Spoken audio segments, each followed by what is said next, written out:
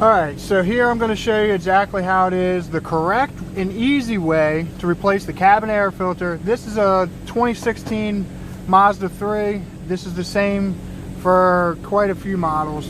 So this is the filter that goes in it. There's numbers and what have you.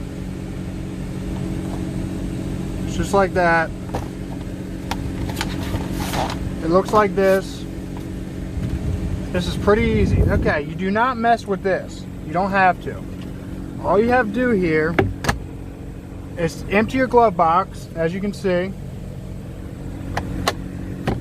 and then just push these both at the same time. And you got enough play there to where if you can see back in there, you will see that's what you're going to yank out. And all you do is you just reach in there and you just lift up on the little tab.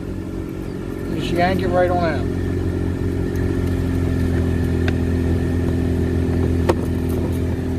And as you can see, that desperately needed to be replaced.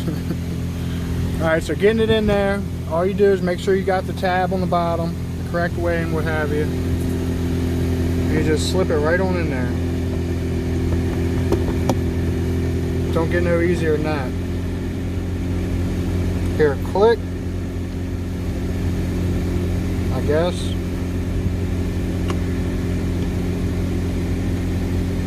Alright, I didn't hear a click, but that's how you do it. And then all you gotta do, I showed you, all you do is push that up and boom. And then put your crap back in your glove box, and that's how you do that.